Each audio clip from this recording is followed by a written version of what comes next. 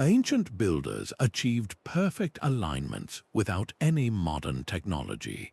The secret lies in Earth's magnetic field, an invisible guide they mastered for incredible precision.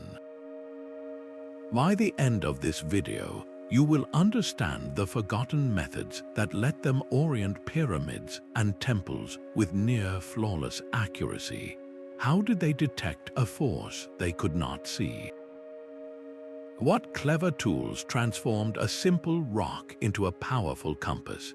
This journey uncovers the wisdom hidden within stone, revealing how ancient engineers turned natural mysteries into monumental achievements. What does their success tell us about our own relationship with the unseen world? A simple shepherd tending his flock on a mountainside thousands of years ago might have been the first to witness the mystery. He would have felt a strange pull, the iron tip of his staff clinging stubbornly to a particular dark rock on the ground. This was lodestone, a naturally magnetic mineral that forever changed our understanding of the world. To ancient eyes, it seemed like magic, a stone possessed by a living force, but for early engineers, it was the key to an invisible map. Cultures across the globe, from China to Greece, independently observed this remarkable material. They noticed that when a piece of lodestone was carefully suspended by a thread, it did not point randomly. After a few gentle swings, it would consistently settle, one end aiming toward the north and the other toward the south. This was humanity's first true compass, a gift from the planet itself. Historical records from ancient China describe sophisticated south-pointing devices, often using lodestone carved into the shape of a spoon that would rotate on a polished bronze plate. These were not just for navigation at sea, but for the sacred art of geomancy, for aligning homes and temples with the harmonious flows of the earth. Archaeologists have uncovered fragments of lodestone at the sites of monumental constructions, found not in trash heaps, but in contexts suggesting they were tools for the master planners. Imagine an ancient surveyor holding a suspended lodestone fragment, marking a baseline in the dirt that was perfectly aligned with the world's axis. This was the foundational leap, the moment observation turned into application. By recognizing that this humble rock could reliably find north, these early innovators bridged the gap between natural wonder and practical engineering, setting the stage for the stone giants they would soon raise toward the sky. Yet the magnetic pull of the earth was only half the solution. A lodestone could point north, but how could an ancient engineer be certain it was true north? The answer was written in the night sky, a celestial map that provided a constant, verifiable reference. While a compass needle offered a ground-level guide, the stars offered a cosmic confirmation. This dual system of alignment, one drawn from the planet and one from the heavens, created a powerful check and balance for achieving near-perfect orientation. An ancient astronomer priest, observing from a high platform on a clear night, would have tracked the slow, majestic turn of the constellations. They knew that while most stars seemed to wander, one star held its place, a fixed point of light around which the entire heavens appeared to rotate. The North Star, or Polaris, became the ultimate celestial landmark. By sighting along precisely placed stones or through narrow temple doorways, these early scientists could verify the direction their magnetic compass indicated. If the lodestone's north and the North Star's position agreed, they had found their true bearing. This synergy between the magnetic and the celestial was the cornerstone of their precision. The alignment went beyond simple north-south orientation, deeply entwined with the rhythm of the seasons. Many cultures attached profound spiritual significance to the solstices and equinoxes, the days marking the sun's farthest and most balanced points in the sky. A temple designed to capture the first ray of the rising sun on the winter solstice, for example, would transform a dark inner chamber with a single, brilliant beam of light. This was not merely architecture, it was a celestial event engineered in stone. Historians note that such precise alignments required generations of meticulous observation, tracking the sun's path year after year to understand its subtle shifts. We see this mastery across the ancient world. The Great Mayan Pyramid at Chichen Itza was aligned so that during the equinoxes, the setting sun casts a shadow resembling a serpent slithering down the staircase, a direct tribute to their feathered serpent deity. In Egypt, the main temple at Karnak was oriented so that the sun would rise directly along its axis on the summer solstice, flooding the sacred inner halls with light. These were not coincidences. They represent a deliberate cross-referencing of data, where magnetic readings provided the foundational line, and celestial events provided the ultimate proof and cultural meaning. By harmonizing their structures with both the Earth's hidden pull and the sky's visible cycles, ancient engineers embedded a living cosmology into their work, ensuring every stone resonated with the order of the universe itself. But even the most carefully observed North Star and the most reliable lodestone could present a puzzling disagreement. An experienced surveyor, double-checking his work one evening, might have noticed a slight but consistent discrepancy. The north indicated by his suspended magnetic stone did not point directly at the polar star. It was off by a small angle, a quiet error in the grand design. This was the challenge of magnetic declination, the hidden difference between magnetic north and true geographic north. Our planet's magnetic field is not a perfect static bar. Its poles wander over time, driven by the turbulent motions of molten iron deep within the Earth. This means the direction a compass points is not fixed, it slowly drifts across the centuries. For an ancient engineer building a monument meant to last for millennia, this was a critical problem to solve. How could they achieve perfect alignment when their primary guide was itself in motion? The evidence of their struggle is etched in stone across the globe.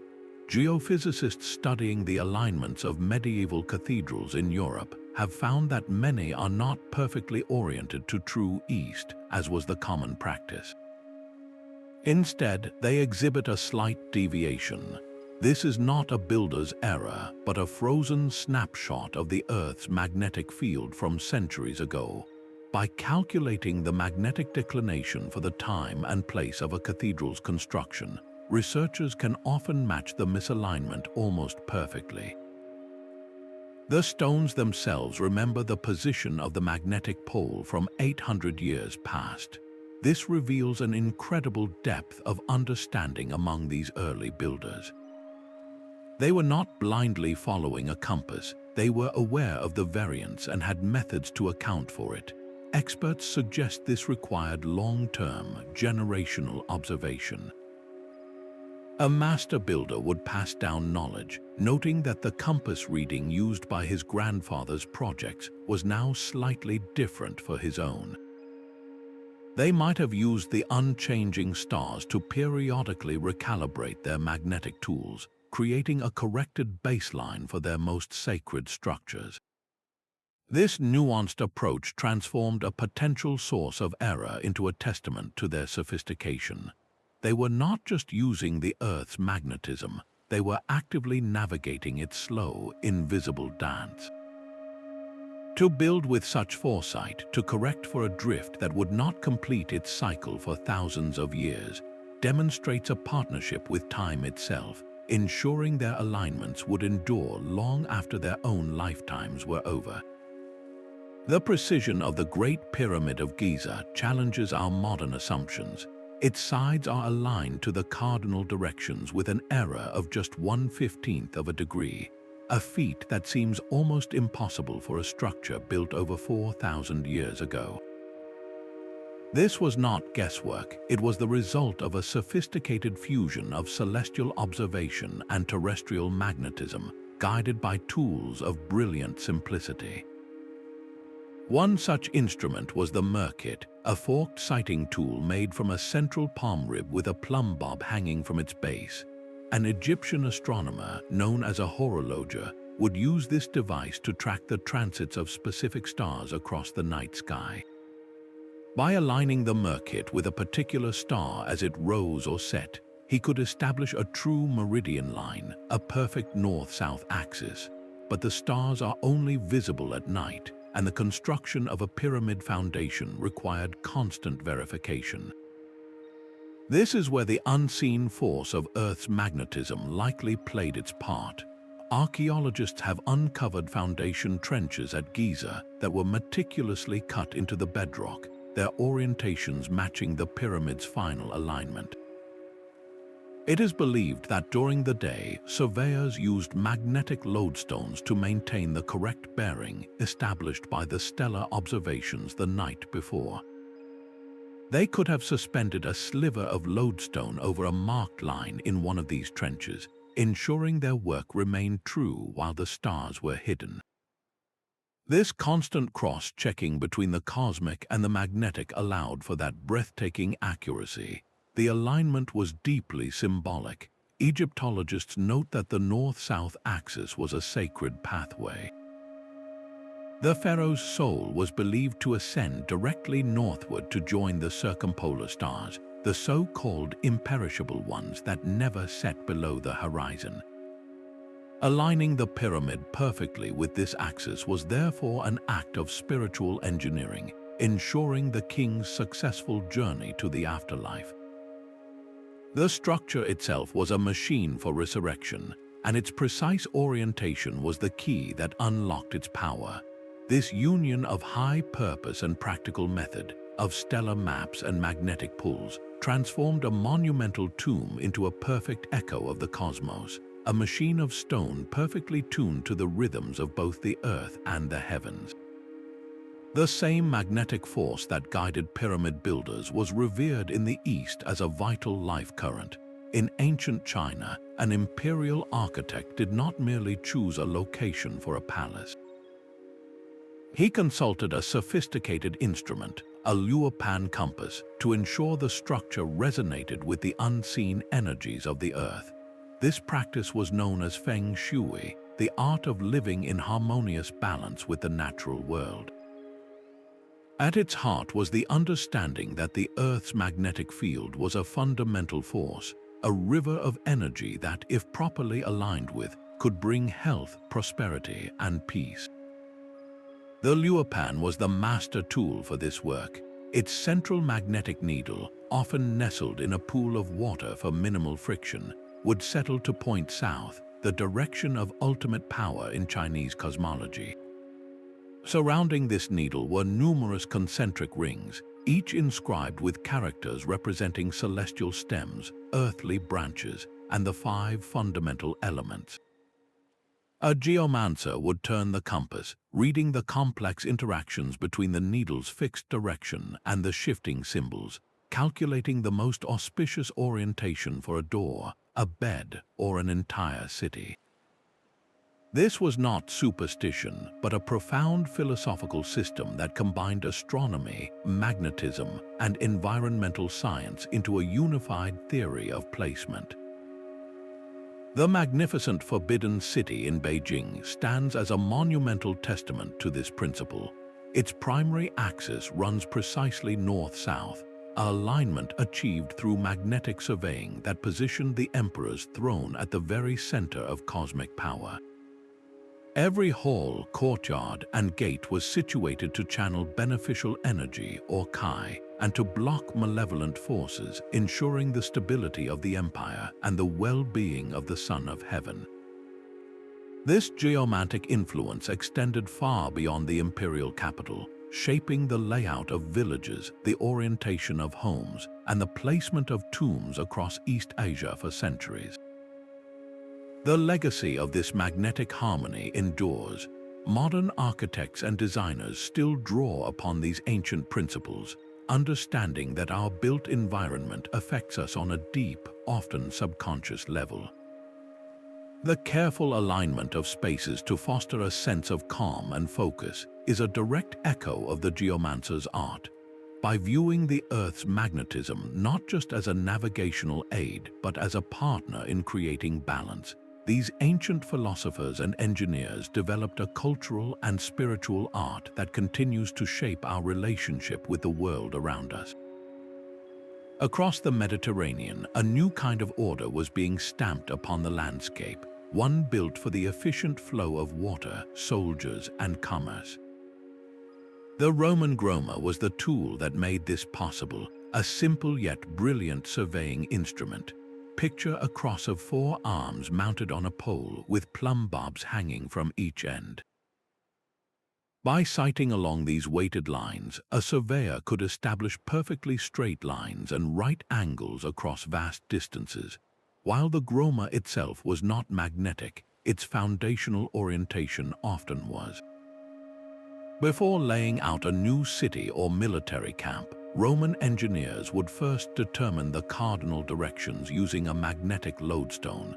This established the primary axis, the decumanus, the main east-west road. The cardo, the main north-south street, would then be plotted at a perfect right angle to it, creating the rigid urban grid that became the hallmark of Roman expansion. This was not merely about neat street plans, it was about control and predictability. A legion could march into a newly built town in a foreign province and instantly know its layout, with streets wide enough for formations and forums positioned for easy assembly. This systematic approach transformed chaos into order, allowing the empire to replicate its model of civilization from Britain to North Africa. The Roman writer Vitruvius detailed these methods in his volumes on architecture, emphasizing the necessity of choosing healthy sites and aligning them correctly with the winds and the sun, a process that began with that crucial magnetic reading. The ruins of Pompeii offer a perfect snapshot of this magnetic order frozen in time. Its streets follow the classic cardo and decumanus grid, an orientation that studies suggest was aligned using the magnetic north of the era. This precise planning extended far beyond the city limits, to the lifelines of the empire, the aqueducts. To move water across dozens of miles relying solely on gravity required an unerringly consistent, gentle slope. A surveyor would use his Groma to maintain a straight course, but the initial long-distance alignment, ensuring the aqueduct did not drift off course and break its gradient, relied on that same magnetic baseline. The Pont du Gard in France stands as a breathtaking example, a massive aqueduct bridge maintaining its precise grade across a deep river valley. This marriage of magnetic direction and meticulous surveying created cities that were not only functional but enduring, their skeletal grids still visible beneath the streets of modern European towns. The Roman genius lay in standardizing this practice, turning the subtle pull of the earth into a repeatable formula for building an empire that would shape the world for millennia to come. The soaring stone ribs of a medieval cathedral point toward heaven, but its foundations were anchored by the earth's own hidden pull. For the Gothic master builder, the sacred geometry of his design began with a practical decision, the precise orientation of the altar. While the spiritual goal was to face the holy city of Jerusalem, the daily reality of construction relied on the steady guidance of a magnetic compass. This tool allowed him to establish a true east-west baseline, ensuring the main axis of the church was perfectly set. This alignment was deeply symbolic, meant to capture the first light of the rising sun during Easter services, transforming the stone interior into a vessel of divine illumination. The compass provided the reliable, repeatable direction that made such a profound architectural statement possible. Yet these builders were not simply following a needle. They understood that magnetic north was a guide, not an absolute command. Historical records and architectural analysis reveal a fascinating pattern. the alignments of many cathedrals, including the iconic Notre Dame de Paris, exhibit a slight but consistent deviation from true east. This is not evidence of error, but a frozen record of the Earth's magnetic field from 8 centuries ago.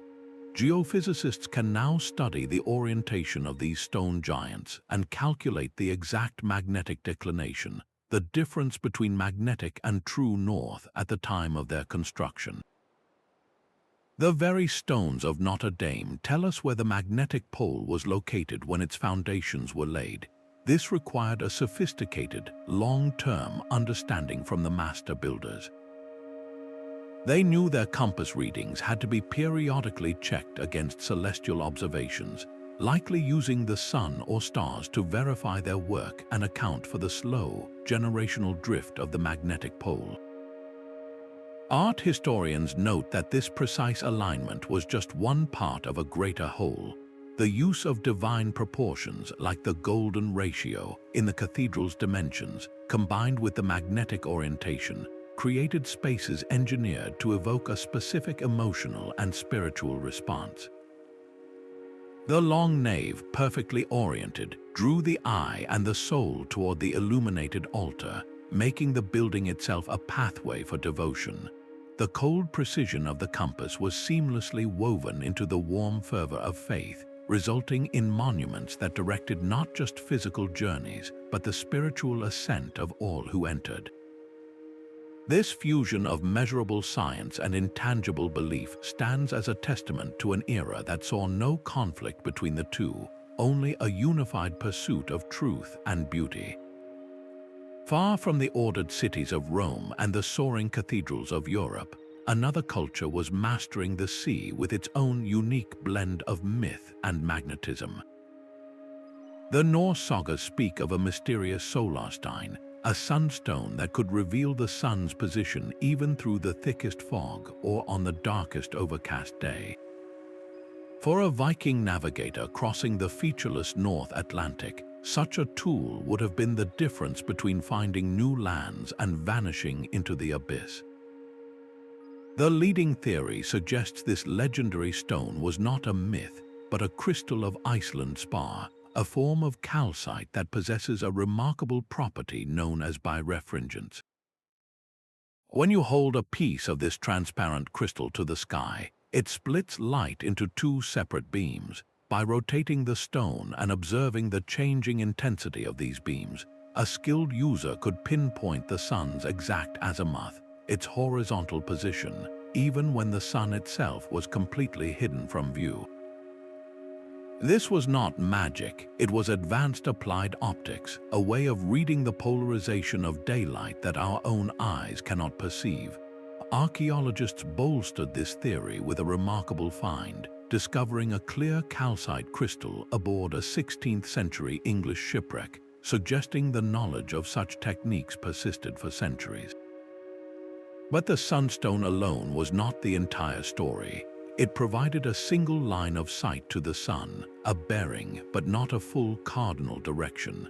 This is where the Earth's magnetic field likely re-entered the picture. Experts debate whether Vikings used magnetic lodestones directly, but it is plausible they combined the Sunstone's precise solar fix with a general sense of magnetic north. A navigator might first use his sunstone to locate the sun. Then, knowing the sun's position relative to north at that time of day, he could infer the north-south axis. This combination of tools created a powerful, redundant navigation system. On a clear day, he could use the sun directly. On an overcast day, the sunstone, and if all else failed, perhaps a lodestone provided a fallback bearing. This innovative adaptation allowed for incredible feats of exploration. Vikings traversed thousands of miles of open ocean to settle Iceland, Greenland, and even reach the coast of North America. When they made landfall, they applied their directional prowess to the new landscape. Excavations of Viking longhouses and assembly sites, like the one at Thingvellir in Iceland, show they were often precisely aligned along cardinal directions. This was more than habit, It was a way of imposing a familiar cosmic order on a foreign and often hostile land, using the same natural phenomena that guided their ships to anchor their new homes. The story of the Sunstone is ultimately one of resilience, a testament to human ingenuity in using every available clue from the natural world to conquer the planet's most challenging environments. An elder does not simply look at the land, he listens to it. For countless generations, indigenous cultures have understood the Earth as a living, breathing entity, its life force flowing through invisible pathways. They perceived the subtle magnetic fields not as a mere directional tool, but as the pulse of the planet itself, a vital energy to be honored and harmonized with. Placing a ceremonial circle or a sacred site was an act of profound dialogue, aligning human presence with these deep terrestrial currents to foster balance and well-being. The Bighorn Medicine Wheel, high on a Wyoming mountain plateau, stands as a powerful testament to this worldview. Its 28 spokes radiating from a central cairn are not randomly placed. Key points around its stone rim align precisely with the rising and setting sun during the summer solstice, and some researchers suggest other alignments may correspond to certain stars or even the direction of magnetic north. This was not an observatory in the modern sense, but a place where cosmic cycles, terrestrial energy, and human ceremony converged. It was a place for vision quests and prayers, where the architecture of the land itself amplified spiritual connection. Similarly, the songlines of Aboriginal Australians intricately wove geography, mythology, and navigation into one. These ancestral paths across the continent were not just remembered through stories and songs, but were also felt through the land's features and its inherent energies, guiding journeys and dictating the proper places for ritual. Modern scientific studies have begun to explore the intuition behind these sacred geographies. Geophysicists surveying ancient sites have sometimes found unusual magnetic or electromagnetic anomalies in the ground, subtle variations that might have been perceived by sensitive individuals as places of particular power or presence. These locations were chosen not for convenience but for their resonance within a larger, living system. The purpose was always to create harmony, to build in a way that strengthened the relationship between the community and the natural world. This perspective reveals a fundamental truth often lost in our modern approach. For these cultures, alignment was never a cold, technical exercise. It was a sacred ecology, a practice of engineering rooted in deep reverence. Every oriented stone, every structure placed in accordance with the Earth's forces, was an expression of gratitude and a pledge of responsibility. Their legacy challenges us to see the planet not as a resource to be mastered, but as a partner to be listened to, reminding us that the most enduring constructions are those built in respectful conversation with the world around us. Even the most trusted compass could betray its user in certain landscapes. A surveyor scouting a hilltop for a new castle might have watched in confusion as his lodestone needle swung wildly, refusing to settle on a consistent north. He was standing atop a massive deposit of iron ore, a local magnetic anomaly that warped the Earth's field, creating an invisible vortex of misleading information. For early engineers, these zones presented a profound dilemma, a test of their skill and their understanding of the natural world. How could they build with precision when their primary guide was lying to them? The solution required a deeper level of observation and a willingness to doubt their own tools. They learned to identify these deceptive areas, often marked by the very presence of the dark, iron-rich rock itself. To compensate, they turned to their most reliable reference, the unchanging sky. By cross-checking their erratic magnetic readings against the steady arc of the stars or the precise path of the sun, they could recalibrate their work and establish a true baseline. Evidence of this sophisticated problem-solving is etched into stone across Europe. Geophysical studies of medieval castles built on iron-rich hills reveal a fascinating pattern. Their walls often exhibit a slight but deliberate deviation from the expected cardinal alignment. This was not a mistake, but a calculated correction. The builders had identified the local magnetic pull and adjusted their orientation accordingly, so that the final structure was aligned to a corrected north, not the distorted field they initially measured. This process was one of trial and error, demanding immense patience. A team might set out foundation markers based on a celestial reading, only to find their magnetic compass giving a different bearing the next day. Through repeated verification, they would isolate the anomaly's influence and learn to subtract its effect from their calculations. This adaptive approach transformed a potential source of catastrophic error into a testament to their resilience. Dealing with magnetic anomalies taught a crucial lesson in verification: that no single tool, no matter how advanced, should be trusted absolutely. It forced engineers to become better scientists, to observe more keenly, and to always seek confirmation from multiple, independent sources. This rigorous practice ensured their most ambitious projects would stand the test of time, their alignments remaining true long after the memory of the tricky hillside had faded. A quiet revolution was brewing within the workshops of 11th century China, one that would shrink a cosmic force into a portable box. The floating lodestone spoon gave way to the dry compass, a needle of magnetized iron carefully balanced on a pin or suspended by a delicate silk thread. This leap in design transformed the mysterious pull of the Earth into a reliable, everyday tool. It was no longer just for sages and imperial astronomers. It could now be carried onto the heaving deck of a trading junk or into the hands of a city planner. This new compass did not simply point south, it pointed toward a new era of global connection. Along the bustling maritime trade routes of the Indian Ocean and the Silk Road, the knowledge of this instrument traveled west. Arab merchants and scholars, master navigators in their own right, quickly recognized its profound utility. They refined the design further, often placing the magnetic needle inside a protective brass case marked with the cardinal directions. From the ports of the Middle East, the compass entered the Mediterranean world, carried by Italian traders to the rising maritime republics of Venice and Genoa. Suddenly, a ship's captain was no longer wholly dependent on clear skies to know his heading. He could navigate through fog and overcast nights, opening up longer, more direct sea routes and binding continents together with new confidence. This technological wave did not just change how people moved across the world, it changed how they built upon it.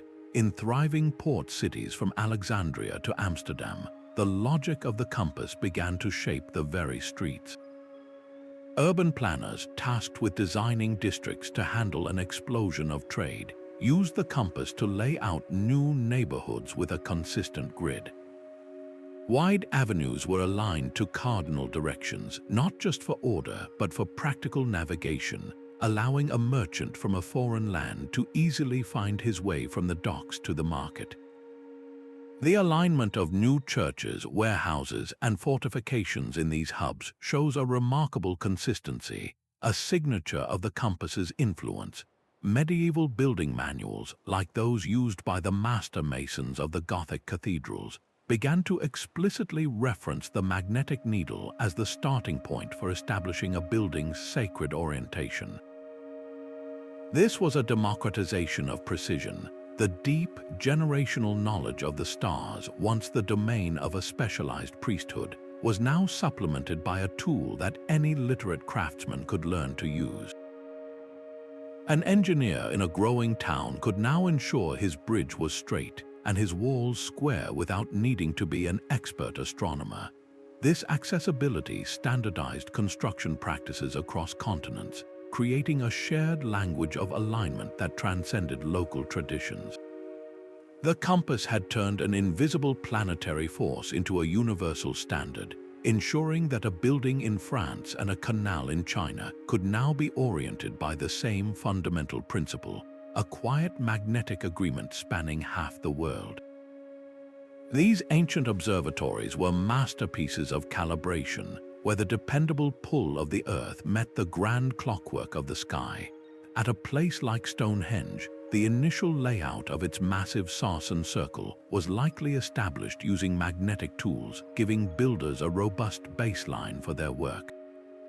But the true purpose of those stones was written in the heavens. The central axis of the monument, marked by the heel stone, aligns precisely with the rising sun on the summer solstice. On that one morning each year, the sun's first light would pierce directly through the entrance and strike the heart of the circle, a dramatic event that required generations of observation to pinpoint. This was not a singular alignment. Other stones and openings within the complex frame the winter solstice sunrise and the extreme positions of the moon, creating a sophisticated celestial calendar in stone. The magnetic compass provided the foundational grid, but the stars and sun provided the critical adjustments, fine-tuning the structure's orientation to an extraordinary degree of accuracy. This synergy solved a fundamental problem. A compass alone points to a wandering magnetic pole, but the solstice sun rises at a fixed point on the horizon relative to true geographic north. By building an observatory that physically captured these solar events, ancient engineers created a permanent, self-correcting reference frame. They effectively locked their magnetic baseline to the unchanging celestial poles, ensuring their alignments would remain true for centuries. We see this same brilliant integration at Chichen Itza. The Pyramid of El Castillo is famously aligned so that the equinox sun casts a shadow of a descending serpent. Yet the entire site's primary orientation, its foundational grid, also shows a meticulous relationship to cardinal directions. Archaeoastronomers note that the minimal magnetic alignment errors at these sites are the real proof of their advanced methods. The builders were not just using a compass, they were calibrating it. They understood that their magnetic readings were a starting point, a convenience for laying out massive foundation trenches under the bright sun. The final, sacred alignments were always verified and corrected by the cosmos itself. This knowledge was a carefully guarded science, passed down through generations of astronomer priests. They were the keepers of a unified system where timekeeping, navigation, and spiritual belief were seamlessly united.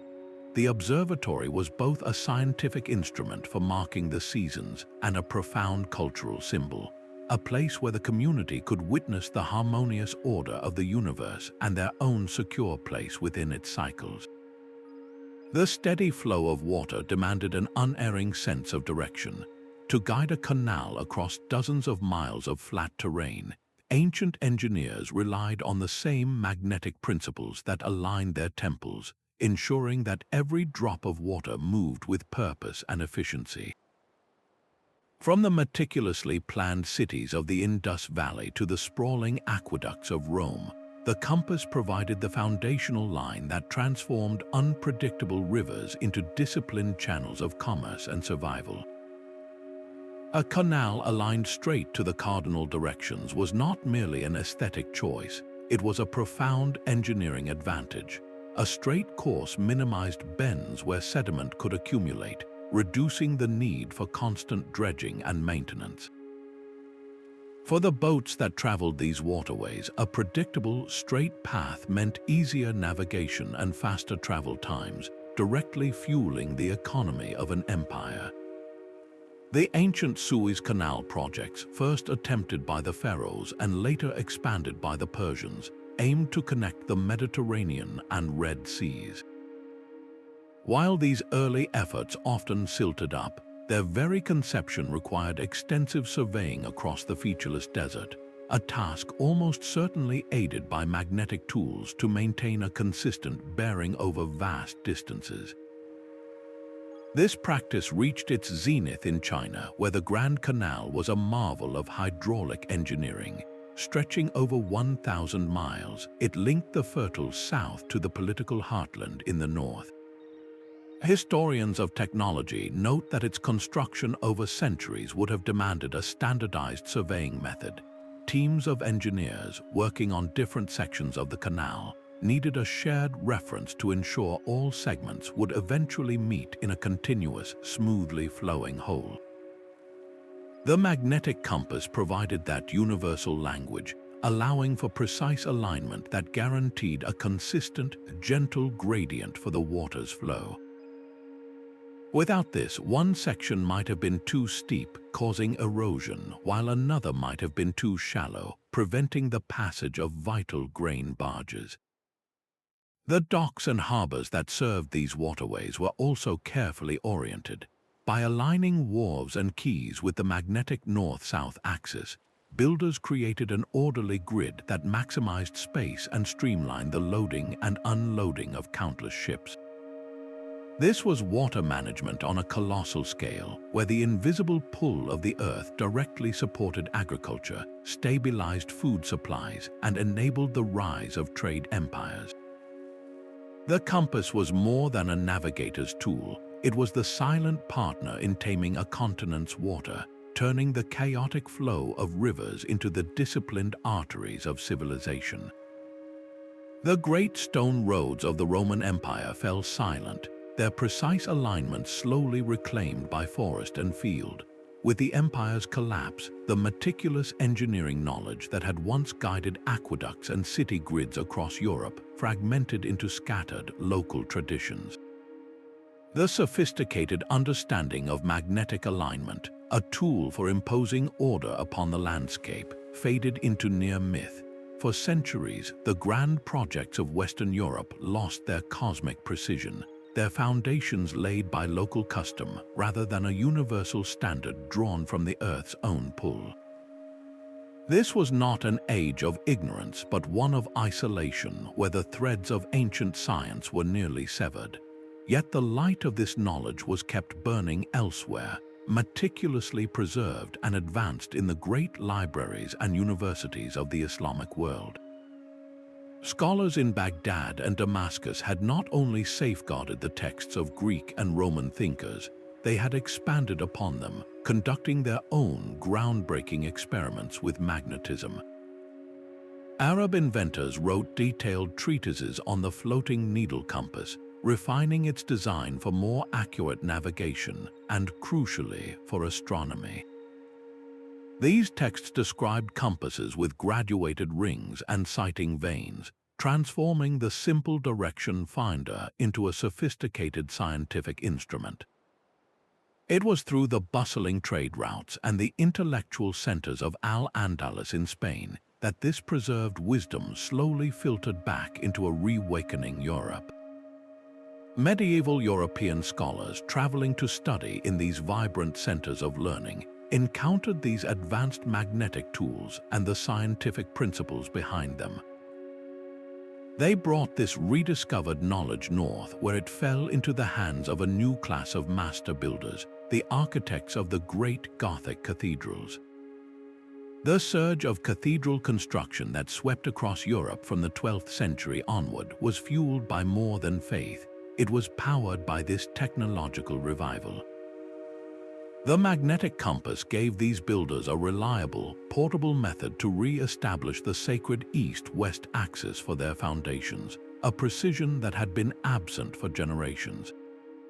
This was not a simple copy of ancient methods, but a fusion, blending the newly recovered classical science with emerging European innovations in stonework and geometry.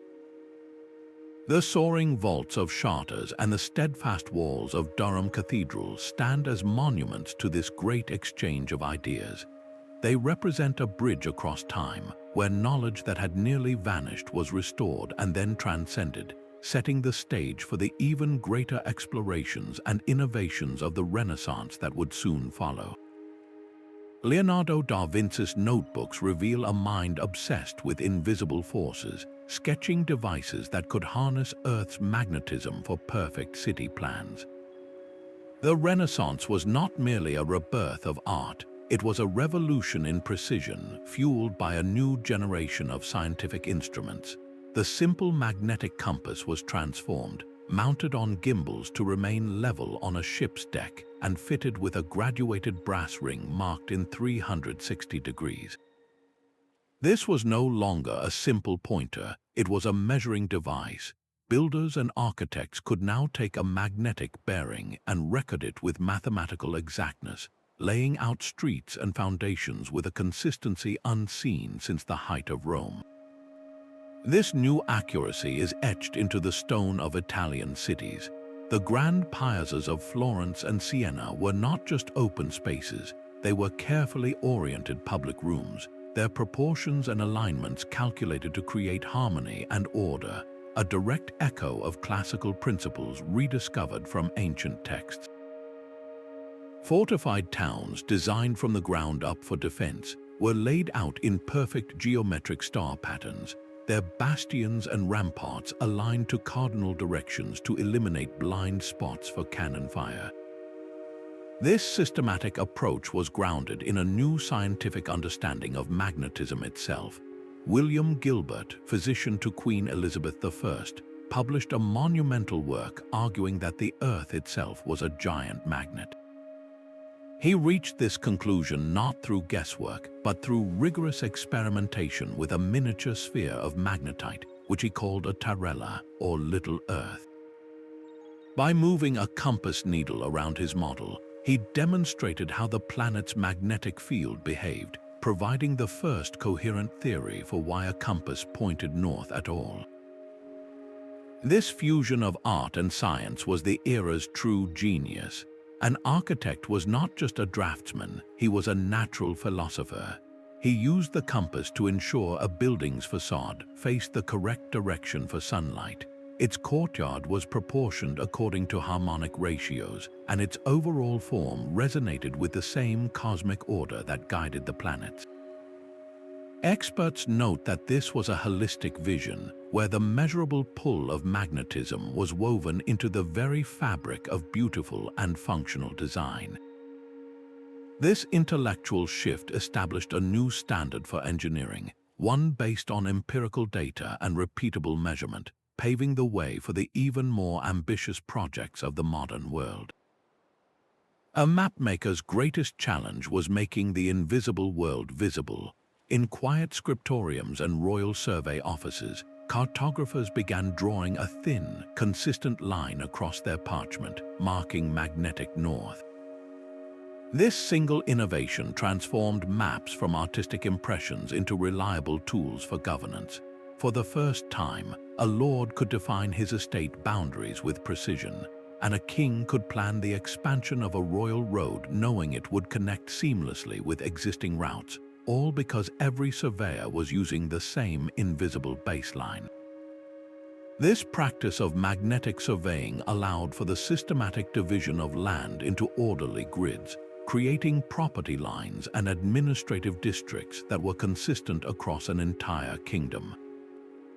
The famous Domesday Book, William the Conqueror's Great Survey of England in the 11th century, relied on such methods to catalogue the land and its resources, creating a legible framework for taxation and control. Yet these early mapmakers faced a hidden variable, the slow drift of magnetic declination. A map drawn in 1650 would have a north line pointing slightly differently from one drawn in 1750. The most skilled cartographers began to note this discrepancy, often adding a second, fainter line on their maps to indicate true geographic north. This was not an admission of error, but a sign of growing scientific sophistication, an understanding that their primary tool required careful calibration against the fixed stars. The British Ordnance Survey, established in the late 18th century, institutionalized this practice. Its teams of surveyors meticulously recorded magnetic readings across the entire nation, creating the first truly accurate topographic maps. These maps were not just for the army, they became the foundation for everything from canal construction and railway routing to the very parcels of land sold to private owners. The invisible grid of magnetism was stamped onto the landscape itself, dictating the straight lines of new colonial territories in the Americas and the orderly plots of agricultural land in Europe. This application of magnetic principles did more than just create accurate maps. It created a shared spatial language that enabled organized expansion and efficient governance on a continental scale. A traveler could move from one county to the next and find the roads aligned, the property boundaries clear, and the entire landscape made legible and functional. By turning the Earth's subtle pull into lines on a page, these pioneers of cartography gave shape to the modern world, proving that the most powerful forces are often the ones we cannot see. The steady hum of industry demanded a new kind of precision, one that the magnetic compass alone could no longer guarantee. The 18th century witnessed a quiet revolution in the surveyor's toolkit, as the elegant simplicity of the lodestone was joined by the intricate gears of the theodolite. This new instrument allowed engineers to measure horizontal and vertical angles with breathtaking accuracy, creating a web of triangulation across the landscape that minimized the cumulative errors of long-distance chaining. For the first time, a railway could be plotted across hundreds of miles, its path determined not by a single magnetic bearing, but by a series of precisely measured angles from one fixed point to the next. This was the dawn of mechanical alignment, a shift that would define the industrial age. Yet this new technology did not simply replace the old. The relationship between magnetic and mechanical methods became a careful partnership. Theodolites themselves were often fitted with a small magnetic compass in their base, used to quickly orient the entire instrument to a rough north before the more precise optical measurements began. This hybrid approach was vital for projects like the Great Canals of the era. An engineer plotting the path of a canal would first use a magnetic compass to establish a general baseline across the countryside, a process that was fast, simple, and required no external power. Then his team would set up the theodolite at key points along this magnetic line to take the supremely accurate angular readings that ensured the waterway would maintain its crucial, gentle gradient for dozens of miles. The magnetic reading provided the foundational direction, while the theodolite delivered the precision necessary for the water to flow without stagnating or eroding the banks. This blend of old and new was a practical necessity. Early industrial engineers understood the trade-offs perfectly. A magnetic compass was portable, reliable, and instantly gave a directional reference. But over vast distances, the slow wander of magnetic north and the pull of local anomalies could introduce small deviations that became significant errors over 50 miles of railroad track. The mechanical theodolite, by contrast, built its own independent network of angles, effectively creating a local coordinate system that was immune to the Earth's magnetic quirks. The genius of the era was in knowing when to use each tool. The legacy of this transition is written into the iron rails and stone bridges of the 19th century. The original survey notes for many early railways show two sets of bearings, one magnetic and one true, allowing modern researchers to trace not only the path of the train, but also the precise state of the Earth's magnetic field on the day the line was first plotted. This evolution in practice ensured that the wisdom of the magnetic Earth was not discarded, but rather became the stable platform upon which a new age of mechanical precision was built.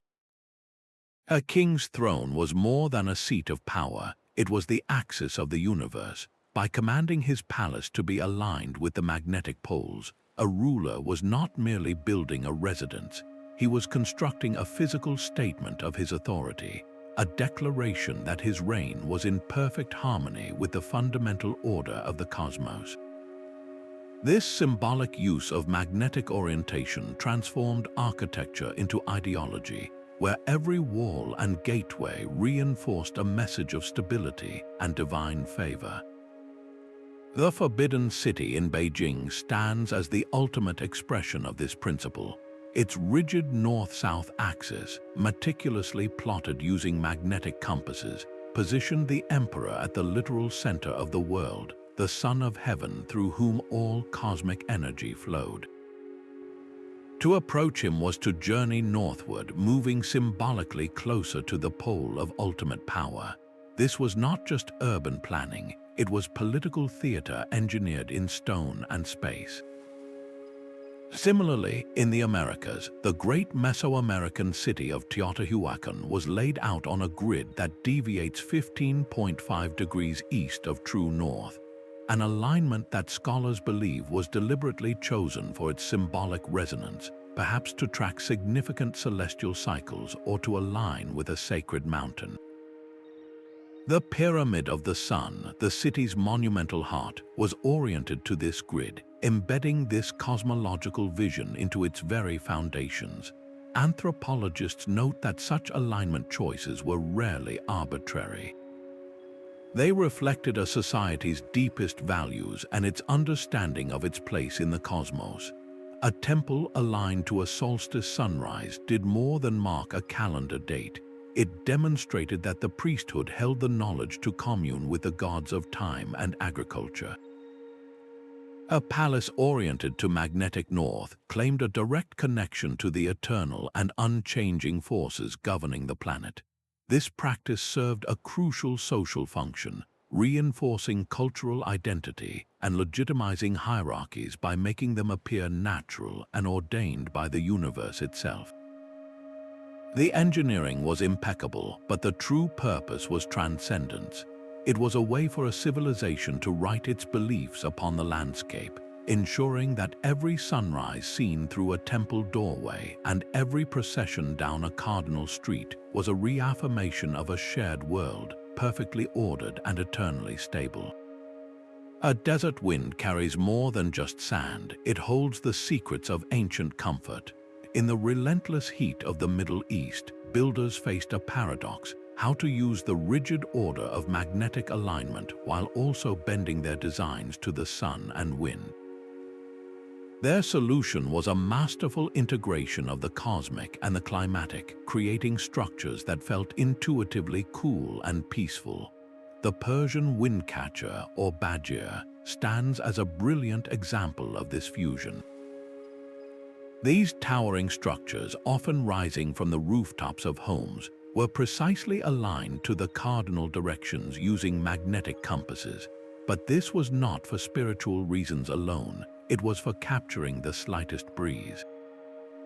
By orienting the opening of the Windcatcher directly toward the region's prevailing northerly winds, architects could funnel cool air down into the living spaces below, while the tower's opposite side would create an updraft to draw warm, stale air out. This natural air conditioning system was only possible because the entire city's grid was laid out with magnetic precision, ensuring every windcatcher faced the optimal direction. Inside these same homes, small, strategically placed windows were designed not for views, but for light and thermal regulation. A south-facing window might be minimized to block the harsh summer sun, while a larger northern opening would welcome consistent, diffuse light. The Roman architect Vitruvius famously detailed this principle, advising that homes be positioned to capture the winter sun for warmth while using shading to remain cool in summer. A Roman villa's main living areas often faced south, its overhangs calculated to block the high summer sun but allow the lower winter sun to penetrate deeply and heat the interior floors. This was a holistic calculus where the magnetic baseline ensured the building was square to the world, and the solar adjustments made it a living, breathing partner with the seasons.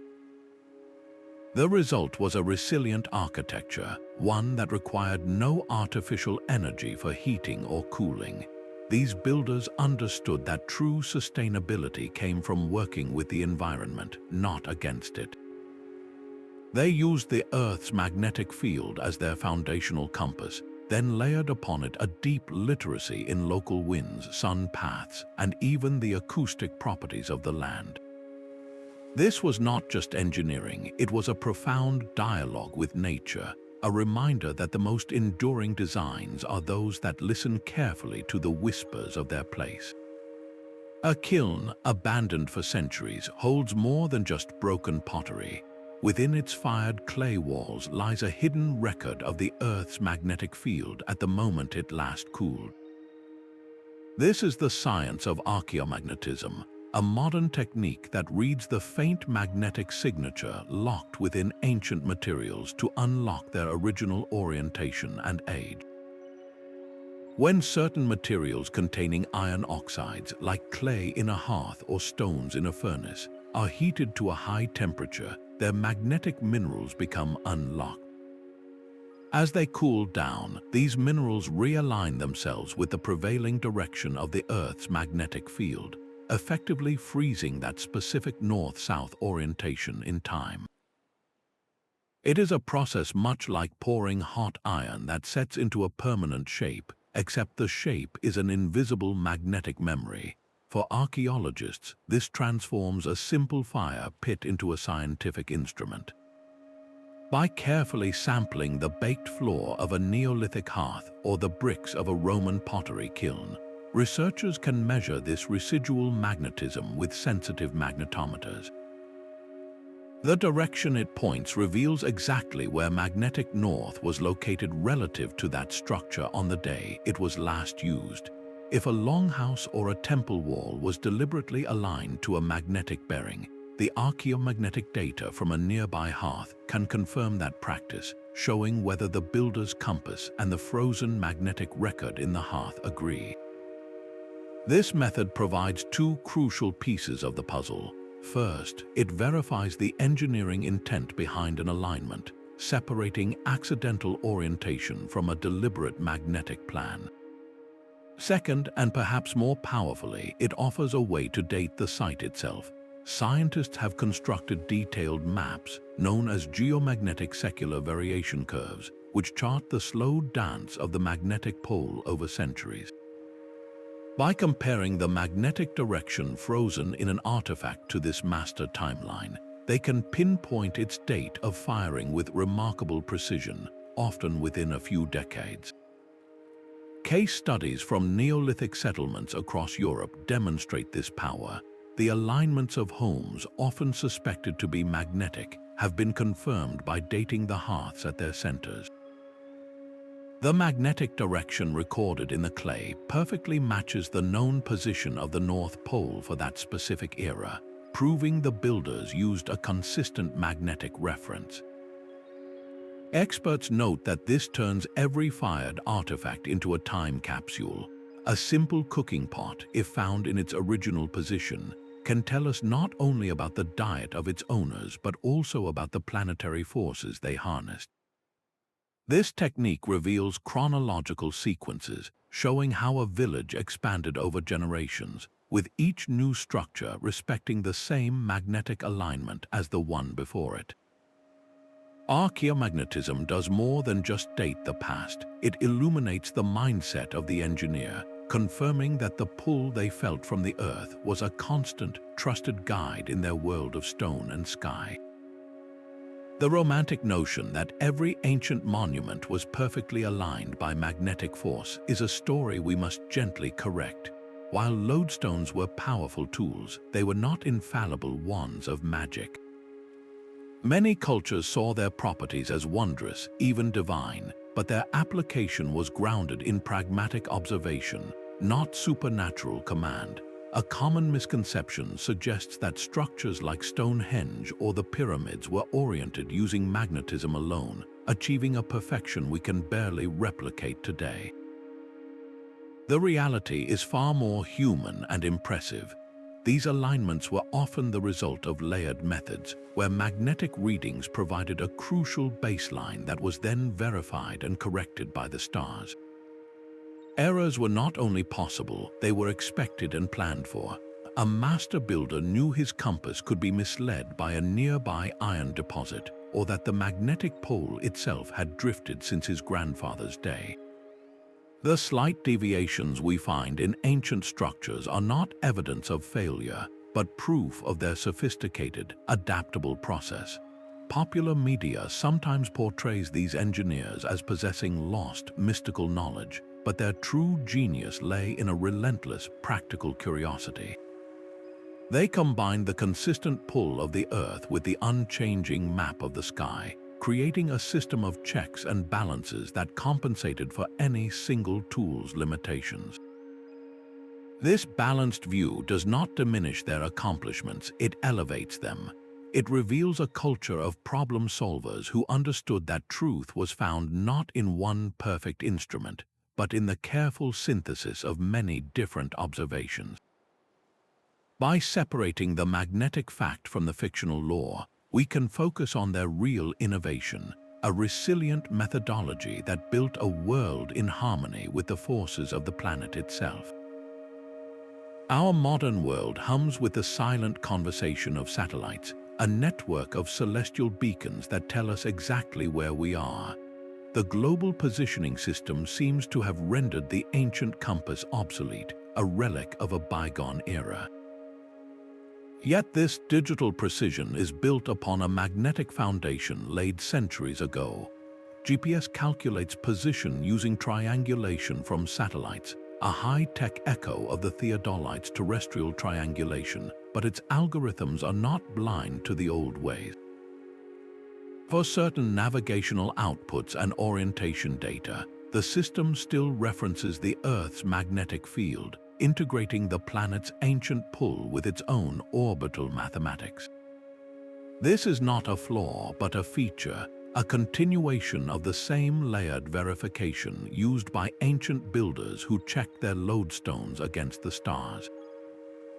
The very maps on your phone are descendants of those first magnetic surveys, where cartographers established the baselines that would later be refined into the coordinate grids GPS uses today. This historical understanding is not merely academic, it is vital for our future. Engineers preserving heritage sites like medieval cathedrals or Roman aqueducts must account for the magnetic declination of their construction era to accurately assess structural integrity and plan restoration. Even in new infrastructure, understanding long-term magnetic drift is crucial for projects like underground pipelines or electrical grids that span continents, ensuring they remain true over decades of service. The legacy of those early engineers is embedded in every coordinated system we use, a testament to their profound insight. They provided the foundational language of alignment, a language we have simply learned to speak with a more powerful voice. The true test of ancient methods comes not from theory, but from practice in the field. Modern researchers have stepped away from their computers and into the dirt, armed with replicas of the very tools early engineers would have used. These experimental archaeology projects aim to answer a simple but profound question. Could a team of people using only lodestone fragments and the sun replicate the precise alignments we find at ancient sites? The process begins with a suspended lodestone shard, carefully balanced on a silk thread to minimize friction. Under an open sky, the stone slowly swings and settles, pointing toward magnetic north. Researchers then use this bearing to mark a baseline in the soil, just as an ancient surveyor might have done for a temple foundation. The next step involves celestial verification. As dusk falls, they use simple sighting tools, a forked stick or a pair of aligned poles, to track the rise of a specific star or the North Star itself, confirming the magnetic reading or making a slight correction. This dual method, combining the magnetic with the celestial, is the cornerstone of the experiment. Teams have attempted to lay out the foundation lines for mock structures, from small stone circles to timber longhouses, using only these techniques. The results are often startling. One well-documented reconstruction for a Neolithic enclosure achieved an alignment accuracy within half a degree of true north, a margin of error that rivals many modern surveying projects. Such experiments reveal that the greatest challenge was not the tools themselves, but the patience and skill required to use them effectively. A sudden gust of wind could disturb the lodestone's swing, or a single misstep inciting a star could throw the entire line off. These reconstructions teach us that ancient precision was born from repetition and deep familiarity with natural patterns. The builders did not need complex technology, they needed unwavering attention and a lifetime of practiced observation. By physically recreating these methods, we bridge the gap between the modern mind and the ancient hand, feeling the same sun on our backs and watching the same stars they used to build their world. This hands-on approach transforms historical conjecture into lived experience, proving that the genius of the past was not magic, but a mastery of the simple and profound forces always present in the world around us. These ancient methods speak directly to our current challenges. In an era of climate uncertainty and resource limits, the wisdom of aligning with natural forces offers a powerful blueprint for sustainable design. Early engineers did not fight their environment. They observed its patterns and adapted their tools to work in concert with the sun, wind, and magnetic earth. This philosophy of harmony is precisely what modern passive solar architecture seeks to reclaim. A building oriented correctly to the sun's path can drastically reduce its energy needs, using the sun's free warmth in winter and strategic shading for cooling in summer, just as ancient Persian windcatchers and Roman villas did. This is not a step backward, but a return to intelligent first principles. The lesson extends beyond individual buildings to the very bones of our infrastructure. Ancient canal builders understood that a straight, magnetically aligned course minimized maintenance and maximized flow over centuries. Our modern water and transportation networks could learn from this resilience, designing systems that work with the landscape's natural gradients and magnetic baselines to endure for generations with less energy and intervention. This historical perspective reframes ancient engineering not as primitive but as profoundly adaptive. Their success came from a deep, localized understanding, using simple, repairable tools suited to their specific place. In a world of complex, one-size-fits-all technology, their approach reminds us that true innovation often lies in observing the subtle patterns of our own local environment and creating solutions that belong there. The goal is not to abandon modern technology, but to infuse it with this ancient wisdom, ensuring our advancements harmonize with the planet's rhythms rather than trying to override them. Their legacy challenges us to build a future where technology serves as a bridge to nature, creating a world that is not only smarter, but inherently more balanced and enduring. From the simple shepherd's lodestone to the grand pyramids under the stars, we have traced a path of human brilliance. These early engineers transformed the invisible pull of our planet into a tool for monumental achievement, proving that true precision comes not from complexity, but from a deep and patient partnership with nature. Their legacy is a masterclass in harmony, blending the magnetic field with celestial maps and environmental wisdom to build structures that have endured for millennia. This journey through time invites us to look at our own modern projects with fresh eyes. How might we incorporate such elegant principles of alignment, sustainability, and respect for natural forces into the infrastructure of our future? The stones of the past have spoken, offering a timeless lesson in balance. Thank you for exploring these historical mysteries with us. If this look into ancient ingenuity resonated with you, please subscribe for more insights into the secrets of our world and share your own thoughts on this incredible engineering legacy in the comments below.